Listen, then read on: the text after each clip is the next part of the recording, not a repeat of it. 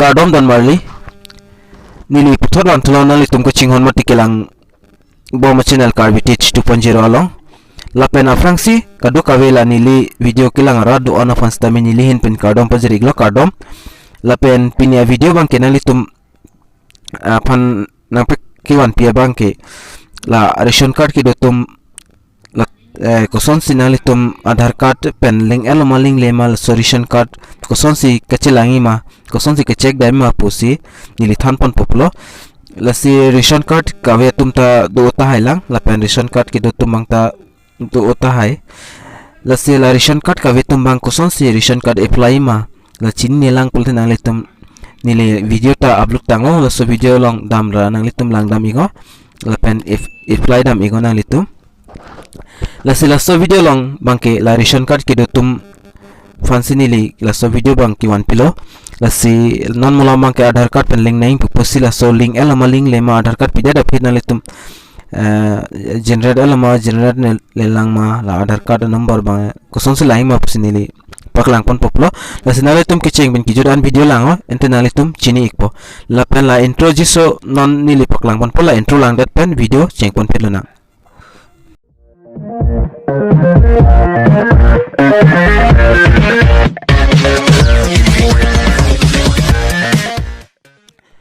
la pen nali tum puthor lang ton nali tum la mobile screen along la pen nali tum mobile lang Chrome browser la pen kapre ga browser study la si nili bangke dak kaiteng le thodlo nili la Chrome browser si use lepo nili Chrome browser lok si ka use azat website le dami pesta si Chrome lang dami igdat pen feed nang litum dagala son interface wangpo la search or type web address po la son interface wangpo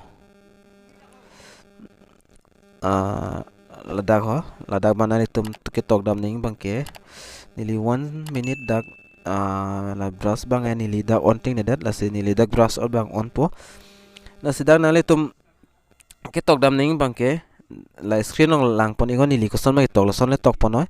la pen la so video description long ta nili link pidet po dak pen nali tum berdam phe noy la si dak kitok ning bangke nali tum r cms dot assam dot gov.in ola sonali tum tokdam igo tokdam det penali tum search mate kiri la option number igo la penali tum thengno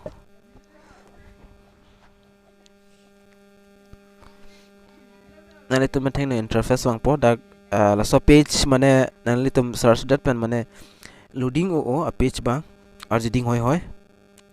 network le dosta dak asap search ding la se chongho ek channel nali tum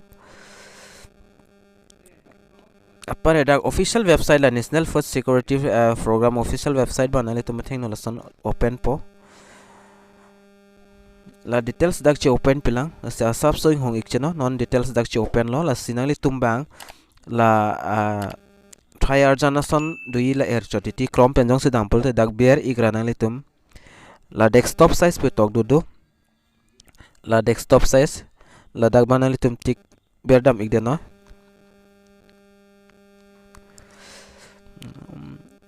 hong ik chenu da alamso la si video bang nali tum thanthe skip kepin pen lang pon non la pen la son interface nang klang podak da online complaint da nali tum kapre ka son si dak kelang pul da do oi la si nili bang ke non per arji pading di pin pen la athak tok di yo ration card la pen all location la pen supply chain online sell hai hoi di asinali tum bang ki berdam nang bang la ration card pu ke tok di la athak la dak bang hani la zoom fung ikpo la ration card pu di dak bang le nali tum berdam igo la pen la dak berdet benefit ration card details pu di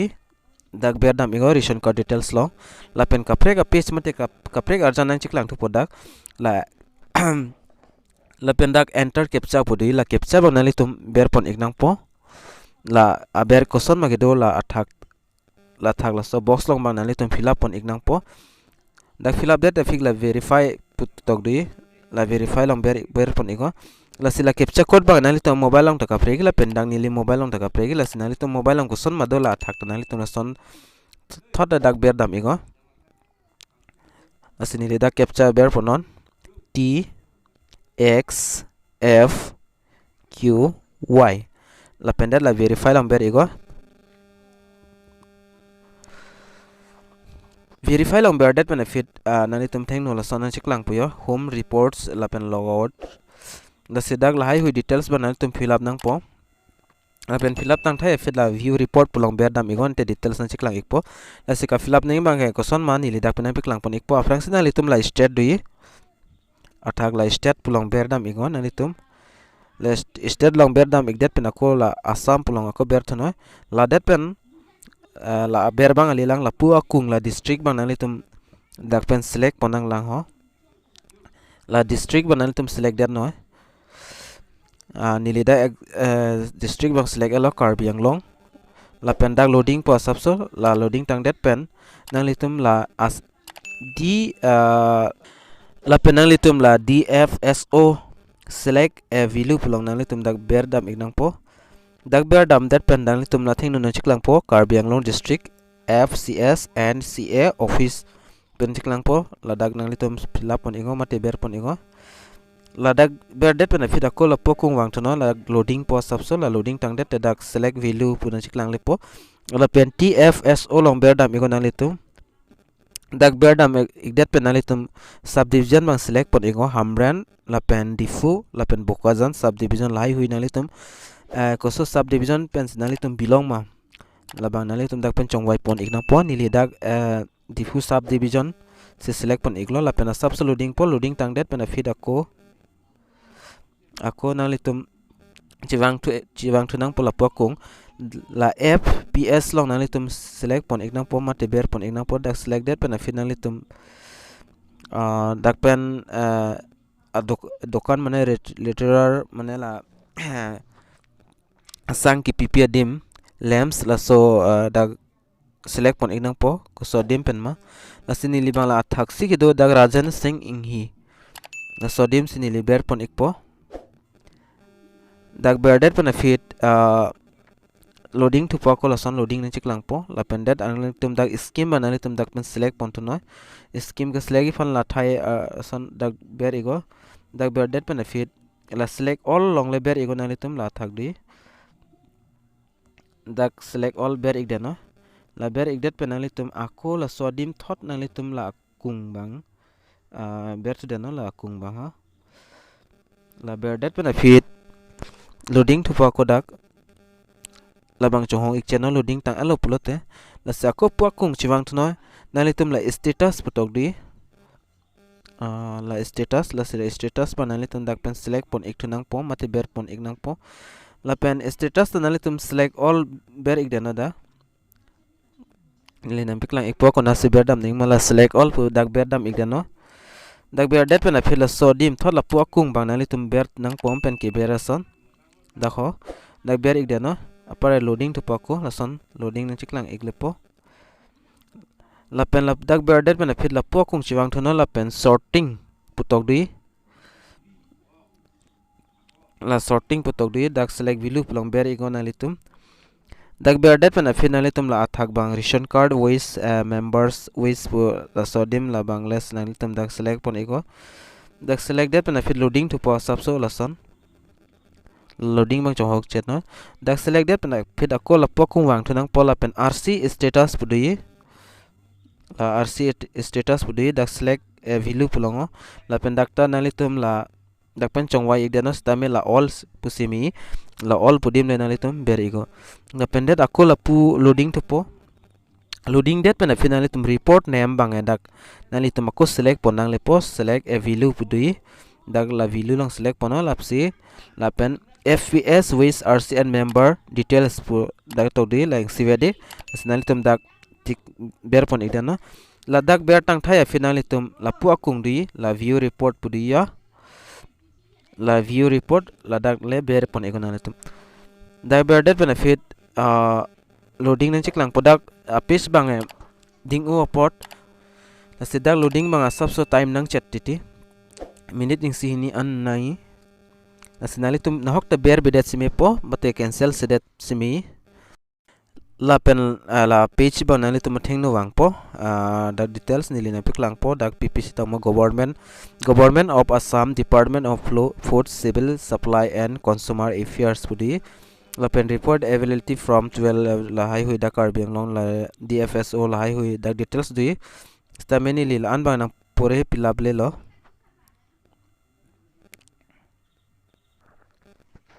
ladak details bang an nili nang pore ponpelo la sidak serial number do la serial number ketok do da la pen a page tong oda amen tong la pen serial number la pen ration card number la hai hui nili dak blur bang pipidet po la pen la status dolo la pen family head la pen ms number la pen dak member name la pen member in ILL la pen HOFN dui member ID dui la pen member H dui la pen UID number la hello UID number bang hello dak hello Adhar number dopo la sidag avelang Adhar number la silahai lahai la air chocha dokok le yo la se Adhar number dolo polo tel la dak Adhar number dan chiklang po la pen dak bang mobile number lo la pen dak relationship with its OF la hai relationship theklong ekpo la pen mother name la pen father name la pen gender la hai hui hello la sinali tum mithang amen jong sidak kiri nai mane duk o la sinali tum koson sinali tum mithang amen dak kelongi ma pulote nali tum la athak ta dui ho dak athak ta dui find page dak banga page la 1 2 nali tum la hai hui dak pen page select mono nali tum jong se select le pulote nali tum la chrome pen se dam pulote nali tum la thai arjana sondi dak le ber dam ego dak ber dat pen nali tum theng na la na ki tok dui ho find in page pudi dak ber dam igra nali tum la thak find in page pudi dak tok dam ego nali tum nile da example longsing LONG la se dak longsing penamen ane chiwang thai po